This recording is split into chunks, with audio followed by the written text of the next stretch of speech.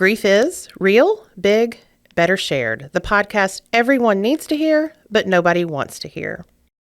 I'm Kevin Lee, President and CEO of Mid-America Transplant, and we are honored to sponsor this episode of Grief is real, big, better shared.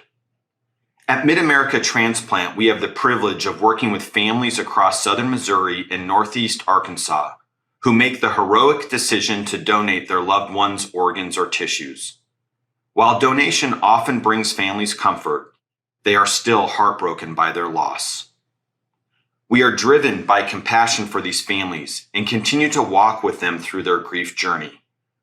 Mid-America Transplant provides several programs to help families memorialize their loved one, but we believe that some of the best support can be provided by a grief center. We are proud to work with the Center for Good Grief and appreciate everything they are doing in the region to bring healing to people who are coping with loss. Mid-America Transplant is inspired by life and by the donor families who give transplant patients a second chance at life.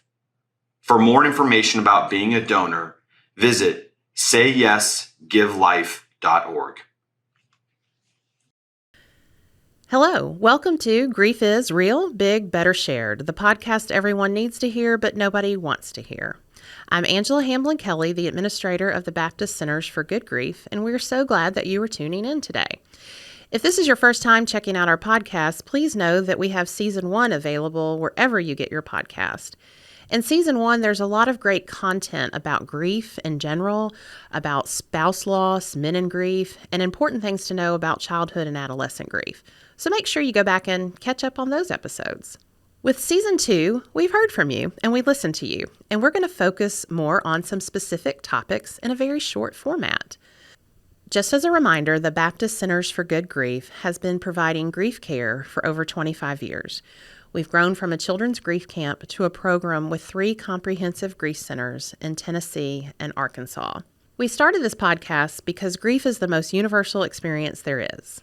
Again, this is the podcast everyone needs to hear because grief involves pain and vulnerability, which is also why this is the podcast nobody wants to hear. So I sit here today as a grief counselor, but I'm also a griever. So in our podcast, we hope to honestly look at grief and discuss the heart and head tug of war from an evidence-based grief counseling perspective, but also the very real-life perspective as well. In today's episode, we're going to spend some time talking about how to support grieving teenagers. This is such an important topic to us at the Baptist Centers for Good Grief. And to do this today, I'm joined with one of our counselors, Hannah. Hannah, thank you so much for being here today. Thank you. I love being here. So Hannah and I, along with several other counselors, spend a lot of time with our grieving teenagers. And Hannah, I think it's pretty fair to say we really like grieving teens. Love them. Love them. Not everyone does, and that's understandable, but they are lovable. But they grieve in very different ways. And so a couple months ago in our teen group, we sat down with our teens and said, okay, we're going to talk about some real questions and you're going to give us some real answers, and we're going to take this and share this with others so that they can know best how to support grieving adolescents. And so really the things we're going to talk about today are coming straight from them. So let's just jump in. Does that sound okay? That sounds great. Okay. So one of the first things we asked our grieving teens is, what should people do if they know you are grieving? And they had a lot to say. They did. They had a lot to say. Well, I think the first thing that comes to mind with what they told us was comfort them, that we need comfort and we need support. And I think that can be kind of a gray area, honestly, with a teenager. Oftentimes, their physical appearance is that of an adult or almost adult, and that they're still kids and they still need that comfort and they still need that type of support that younger kids need. They need hugs. Yes. They need us to check in on them. They need us to be patient and just and comforting, parental loving to them. Yes. I'll tell you, their answers were really confusing to me because, and I told them that, because they said things kind of out of both sides of their mouth, right? Right. Which is why it's so confusing and hard for people to support adolescents because they'll do that. I mean, they flat out said, we need comfort, we need support, we need to know that we're not alone, we need you to ask us how we are, we need you to check on us. But then they also said, don't ask me all the time if I'm okay, and give me some space. And I remember like saying, okay, you just said all the same things. And they looked, there were a couple of them that looked at me and said, yeah, you're right, because sometimes I don't think I know what I need. Mm-hmm. And so I think that's what's confusing about adolescents, which that's what you said, is they don't always look like children anymore. They look like adults. They give you these mixed messages. You have your own grief. It's stressful. And so I think sometimes you have to start off with saying, I care about you and I love you and I want to check on you. What would be helpful from me? And they may not know. Mm-hmm. But where I'm going with that is sometimes just a direct conversation, a dialogue is important. That's what I got from them. But definitely continuing to show up, I think. Mm-hmm.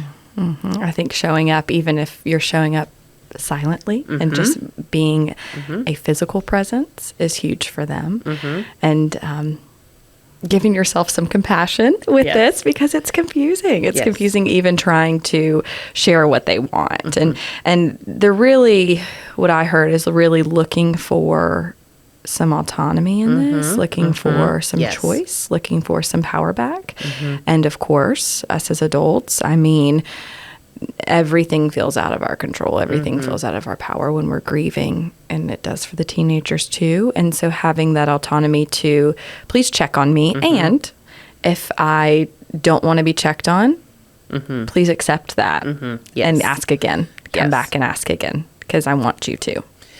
Absolutely. And the other thing I heard too was really be careful with comparisons, And what I took away from that was they really just want you to listen.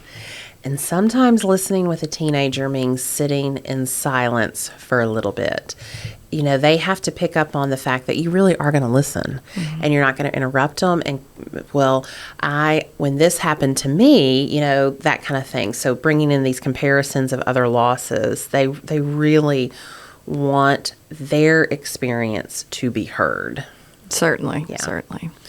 So let's talk about what they said people should not do if they know someone is grieving. Like, what are the things that they don't want people to do? Yes. And again, there were many. They're not a big fan of cliches. I've discovered that if you don't really know what to say, keeping it simple, keeping it away from cliches. Teenagers in general, I believe, and not just grieving teenagers, are pretty sensitive to tones of your voice and insinuations. They move quickly into emotion, and so they can often interpret something that you're saying as maybe rude or aggressive, even when you don't mean it to be. Maybe, I'm trying to think of an example, maybe you've been laying around all day, you need to clean your room. Yes. That can come off rude or aggressive. Why aren't you noticing my experience of my grief is really, really here today. It's really heavy today. I don't want to clean my room. That's a simple example. I heard a lot too about the jokes, and this may be more for their peers. There are so many jokes out there surrounding death and maybe about particular relationships, and that is just so hard for them. I think sometimes, especially if it's their peers, it comes from a level of uncomfortable, like I don't know what to do, I don't know what to say. But it also, for our teens, what they told us is it shows them that you don't even remember, you're not even aware of what I'm going through, even though I told you. It's like you just sort of forgot it.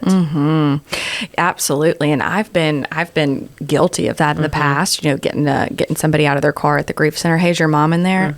No, my mom's not in there. My mom died. And that is really hurtful for them. And trying, and of course we all slip up. I'm sitting here as a grief counselor saying that I slip up, right? But trying our best to be mindful of the words that we use. And I also think that this is a big one, and it's coming from teenagers, but don't spread rumors. And that certainly is for their peers. And I think that really applies to us as adults.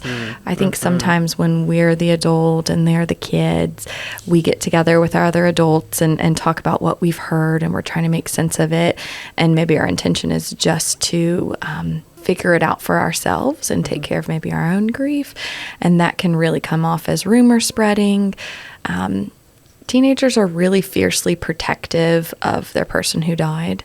And that's something that they shared with us is really, really upsetting to them, that rumor spreading or that information sharing that to people who don't really have the permission to know that information.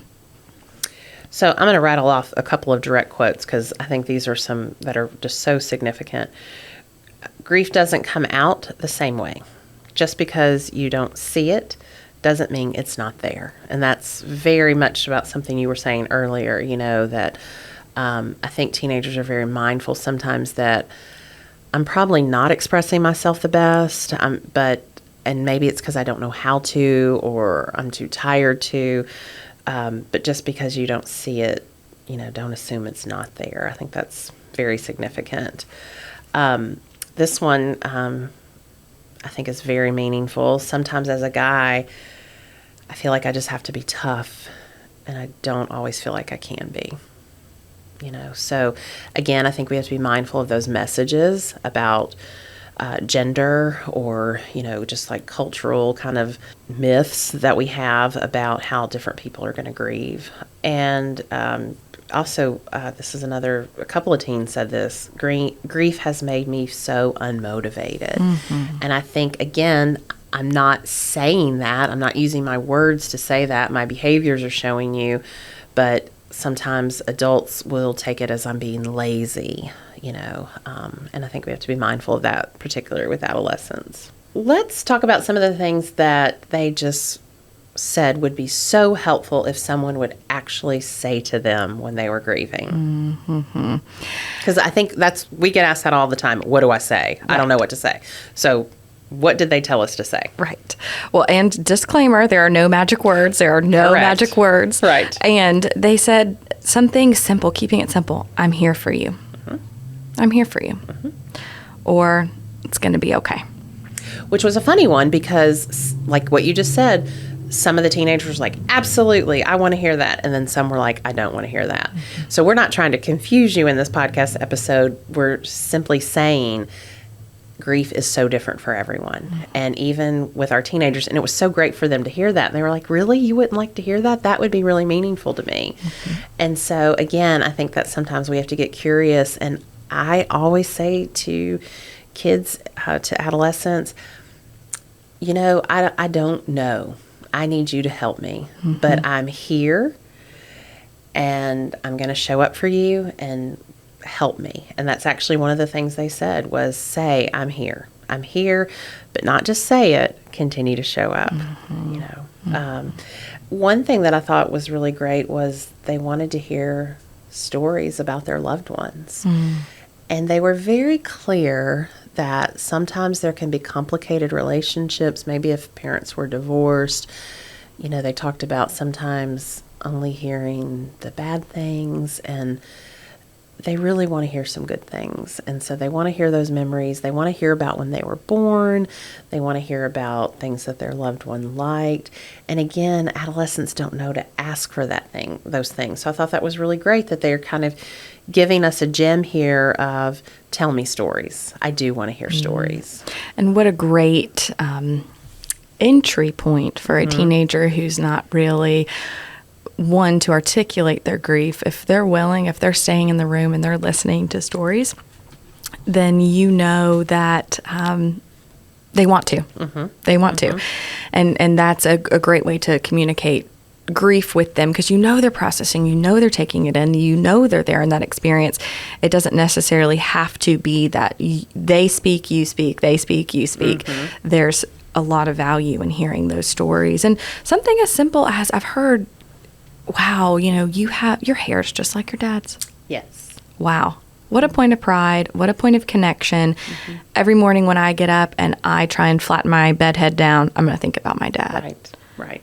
Right. Absolutely. Sometimes I think adults think, oh, that's such a small thing, but we have to remember that, we need to say these things, especially to adolescents, to help them build that memory and have that, because it's going to be helpful now, but also into the future. Mm-hmm. Yeah. Let's talk about some things that they find are unhelpful when, when people are saying things to them. A lot of these were cliches, I think, or just common sayings. Mm-hmm. The one that stood out for me, the one that I, as a grief counselor, kind of nerded out about, I was so excited about, they did not like it when someone said, "Don't cry." Right. Right, because we think our teenagers, don't want to cry, Mm-hmm. Yeah. And what hope I think that is, that they know that they know, no, I'm allowed to cry. I'm allowed to feel these emotions, and I need you to hold space for these tears. So I thought that was a really insightful one that they shared. And again, so many of these are cliches that I think as adults, we don't like when people say to us, but a lot of times I think when we're looking at a hurting teenager, we don't like to see that. We want them to feel better. So sometimes these things will come out of our mouths because we love them and we care about them, but we would be so upset if people said to us. And a lot of those are, it was their time. They're not suffering anymore. They're happier now. And, they really had a big discussion about that, happier now, because they said, how on earth could they be happier now when they're not here with me, when they don't get to watch me graduate from high school, or me make, decisions about my future, like that. You could see and hear the pain as they discuss that. And again, I think probably adults are very well-meaning when they're saying that, but I thought that was really insightful of our teenagers to say, but how could they be happy when they're not getting to watch me grow up? Right. And I think we can beat ourselves up as adults that we maybe have, or accidentally, or these fly out of our mouths before we can catch them. And that happens. I'll tell you, me personally, I'll tattle on myself. I had a really intense session with a client earlier this week. We're walking out of the door. It was a sunny day. And before I could catch it, it flew out of my mouth. Well, at least it's sunny outside. Who am I? Why am I saying that? So I stopped where I was. I turned to the client and I said, I'm so sorry that I said that. That wasn't very compassionate. We all do it. And I think there's so much value in, oops, it flew out of my mouth. Let me own it. Let me address it. And let me try better. Right. Try to do better. Right. And again, comes from a well-meaning place. But also it's okay just to hold the space that is in front of us. And I think that's one of the biggest things that is my takeaway from the teenagers. I feel like they are so much better at just holding the space that is current and not trying to hurry it up and make it better. They just seem to do a better job about being present. And they appreciate if somebody will hold that presence with them. And it fits so perfectly. It makes sense so perfectly with their developmental ages. They're trying to discover who they are, build this identity, and they are asking, telling, begging us, see me, hear me, not what you expect, not what I should be, but just slow down. Close your mouth, maybe. Right. Open your ears. Right. And hear and see me where I am right now. And that's a big ask. So let's talk about at least like two more topics that were really important to them, and they wanted us to share these. What did they want their family members to know about their grief as a teenager? I love this quote. I'm just going to quote it. Yep. Teens are not aliens. Yes, I thought it was great. I know. We are actual people, too. And sometimes we do treat teenagers like aliens. I mean, right now we're having a whole podcast just about how to, support a teenager. Not because they're aliens, they are humans, but because they have different needs than an adult does, because they have different needs than a little kid does. And so taking some of that, that pressure off, taking off some of that foreignness there at the end of the day, they're still a human. They're still a child learning to become an adult. it feels like they're aliens because developmentally they're in such a developmental phase that is full of so many changes, and they're becoming this adult, but they're not an adult. They still have some childlike ways. Their brain is not fully developed, and it's just complicated because it's almost like they're growing and changing every day. And so I did think that was great. That is a direct quote from one of our, we are not aliens. But I thought it was great that teen was able to identify that, to say, I know it feels complicated, because what they followed it up with was, it's probably really hard to support me because I change so much every day, or I'm grumpy, or I mean, I thought they did a really great job identifying, again, I think I said this earlier, with their mixed messages. Mm-hmm. And again, I think it's just good sometimes to be direct with teenagers, that I feel like I'm getting a mixed message from you. You know, I'm hearing this, but I'm also hearing this. Help me. Yes. Just, help me. Yes. I'm getting a mixed message. I want to support you. The thing that stands out for me with what do they want their family members to know, grief isn't just an adult problem. Mm-hmm. It is a whole family problem, or problem, maybe not a problem, but right. Yes. And it's something that teenagers are also navigating. It's not just an adult reaction. And these teenagers, they have stressors too, and their stressors feel big to them, even if they do not feel big to the adults in their lives. That is their reality. That is their perspective. And prom is coming up, and I don't have a prom date. And that feels to them just as big as, ooh, I need to make the car payment next week. It feels that big. And allowing that space for they have stressors too with their grief. Their feelings are just as valid as adult feelings. Yes. And I think along the same lines, they really spend a lot of time talking about that love is not measured, grief is not measured simply by how long you knew someone. And I thought that was really, I mean, that's the painful part of grief, right? That they were saying that I may have only known my dad 13 years, but my relationship is still matters. I'm also grieving for an entire future, all the years I didn't get to have with him. And I think that what they were speaking to there sometimes is that maybe other family members, maybe grandparents, aunts and uncles, yes, their grief is valid too, and they knew that person longer, but it's also about that relationship. Like, this is my parent, and now I don't have a parent. And similarly, knowing that sibling relationships are very special. Absolutely. Also, they're different than a mother or a child, a father, a child. And sibling relationships are really special too. You know, we hear people say, well, that's my baby. That's my baby. That's something that we say, and we don't really say, well, that's my brother. That's my sister. That's my sibling. And there's different emotion behind that, and there's just as valid emotion behind that. Right. And there's a little culture in between siblings, right? They have this camaraderie, they have their norms, they have their ways of communicating that are different than the parent to the child. And so some of our teens who lost siblings really wanted that point made also. Absolutely. So we're doing this whole podcast specific about how to support grieving teens because, and we've alluded to this already, it's sometimes intimidating to talk to teens about grief because of the mixed messages or maybe their body language or things like that. And so we flat out said that to them. Hey, sometimes y'all scare us. We don't know what to say.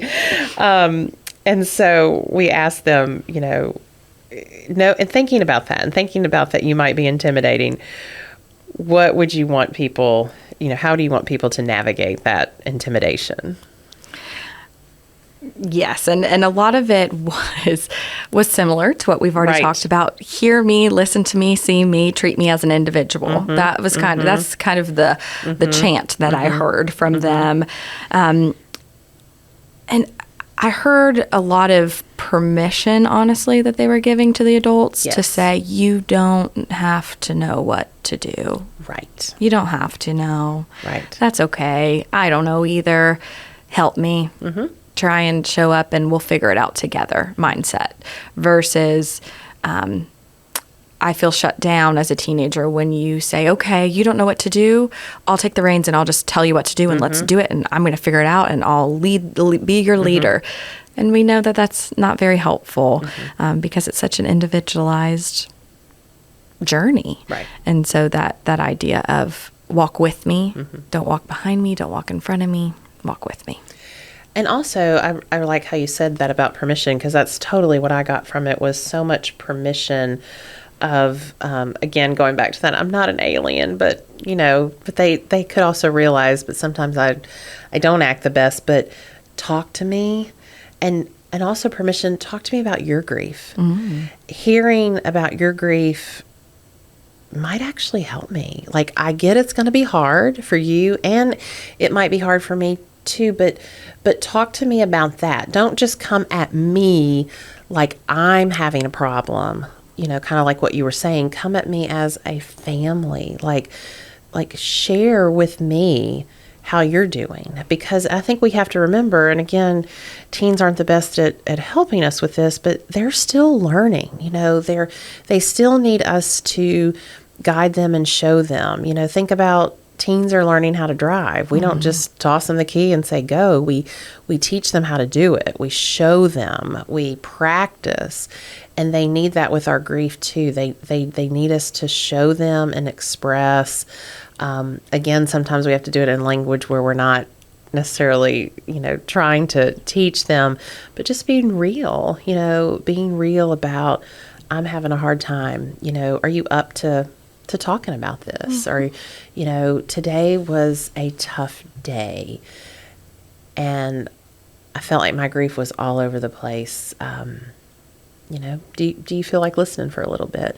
They really wanted to be seen that they have value too in how the family is grieving.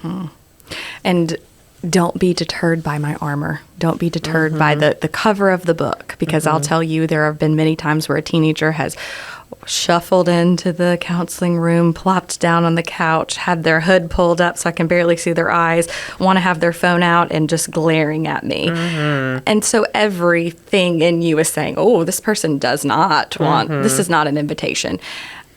And with teenagers, I think that is the time in our lives where we have most perfected our armor. As children, we've learned how to do it. As teenagers, we have covered ourselves on it. And in adulthood, we work on unlayering some of that armor and letting people in. And that's the time in life where we have teenagers really perfected that armor. And so they have told us, looking okay may only be on the outside. So don't be deterred by how I look. If I'm scrolling on my phone, listen to what I'm saying. And they were funny having that realization, like, oh, maybe I don't look very approachable. Developmentally, they are not really thinking about how the world is seeing them being unapproachable. They're thinking of, I don't want the world to hurt me. Right. And so it can be a little intimidating. So using some of that clarifying questioning you're talking about is now an okay time to talk, even when they look a little scary. Right. I think we probably see that in our teen group every session, because they all walk in as individuals. They're all coming with, kind of whatever else has gone on that day. But what we hear in each teen group was, I love being here. I've been looking forward to being here. I feel so heard and understood here. And we're not doing anything totally abnormal other than giving them space to talk and process and be themselves. And we do that with humor. We do that with, great listening, opportunities of expression. But we see that with them. Yeah. Another area that was really important to them that we talk about, and they were interested. They know that we do community education sometimes, and they were like, do you ever talk to schools and teachers? And we do. do you think there's some things there? And they really had some things they wanted their schools, their teachers, the adults that are in that environment to be aware of. So what did you take away from that? Teenagers really, really, really do not like to be singled out. Teenagers really, really do not like to be different. They are really learning how to rely on that peer connection and support, and part of that is being part of the flock, and they really don't like it being pulled out in public. So discretion is something that they really pushed with teenagers. They want their teachers to be there, and they also don't want everybody to know that their teacher is being there, right? And so, of course, appropriately, but, just tactfully waiting till class is over, not saying, hey, are you okay, when their friends can overhear, things like that. I think that discretion and that privacy is something that's really big for them. And back to some of the language, being mindful of our language, because, a lot of us have donuts with dad or muffins with mom, or I tattled on myself for saying, hey, is your mom in the car? It comes out really naturally. And being mindful of our language sometimes can be helpful. What about your adult? Right. How's your adult? Just kind of changing our language sometimes can be helpful. Absolutely. And I think, too, that they really wanted, their teachers to know, and they acknowledge, I know this is hard. There's a lot of students, but that I'm not just going to be better in a couple of days. Like, my concentration is messed up, and special days are going to come, and I might be off, and just sort of, trying to just be mindful of that, which I thought was really great, because actually they said, I just really wish sometimes my teacher could follow my lead. That if I'm having an okay day, that's where I am, or I'm not having an okay day, or my head is totally not here. I'm not able to concentrate, and kind of, remembering that grief is something that takes time, and that they don't just bounce back at school.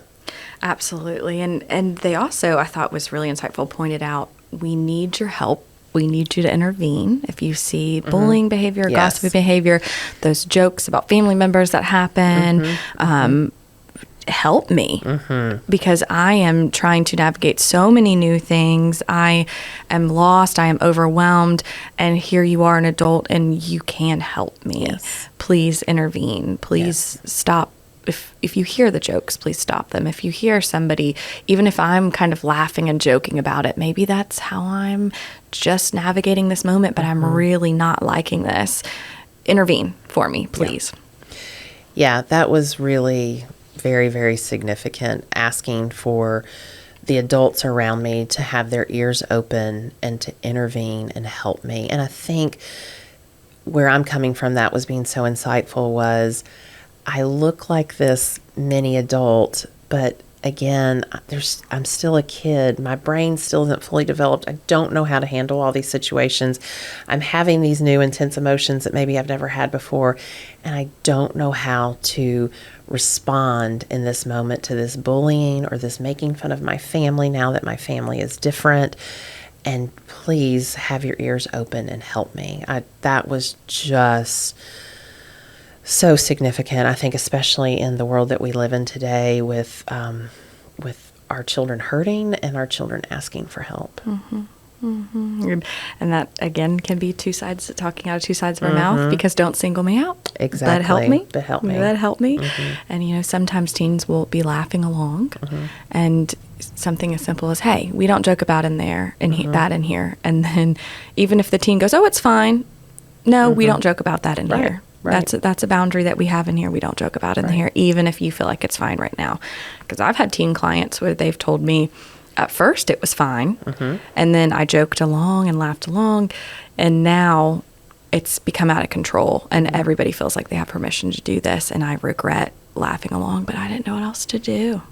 Well, I think that's why we see so many of our teens. I mean, our teen group is so big and so consistent, and they keep coming back, and they feel so supported and loved there, because they know that we have these boundaries and these rules, and those things are absolutely not accepted here. We make that very clear as we start each group, that this is a place of respect. and they go with it. And again, we're talking about teens from all different walks of life who probably wouldn't be friends with each other out in the world, but here they are, and they know that that's the boundary, and that's how this is, and they need that, and they respect it, and they are so kind to each other with their own grief. So an opportunity to drop that armor because they know no one's gonna come for them. Right. So again, teenagers can be harder to support because of the mixed messages they give us, but they were very, very open with us in this conversation. They were very, all of the teenagers that we talked to said, "Oh yeah, I have some ownership in this as well." And I think that can be a secondary benefit from grief counseling is when we are working with adolescents is we do work on that with them. Well, how are you showing the adults around you that you need help? How are you asking? So we definitely know that some of this is their responsibility as well, but we have to remember they're learning. They've never done this before, and the intensity. So I would always just encourage with teenagers just to come from a place of real, as genuine as possible. I like to say, you are the expert on you, but I care about you and I love you and I'm showing up for you. So help me know what you need. And I think that if you come from a place like that, you are going to get so far with that teenager there, in terms of their realness and openness with you. Absolutely. Not aliens, just a little bit of a puzzle. There you go. Well, thank you, Hannah, for coming and talking about adolescent grief with me today. Thanks for having me. Grief does heal. Let me say that again. Grief does heal. But like we've said, grief demands attention and care. It also needs support and patience. Remember that your grief is a reflection of your love. You are not alone. The world is full of many grievers like you. You can learn more about us at www.baptistgriefcenters.org. You can check out our YouTube channel, Baptist Centers for Good Grief. You can check out our podcast wherever you get your podcast. Also, know that you can reach out and let us know if there's a topic that you're interested in learning more about. You're welcome to email me at angela.kelly@bmhcc.org. That's angela.kelly@bmhcc.org. And remember, grief is real, big, better shared. We'll talk soon.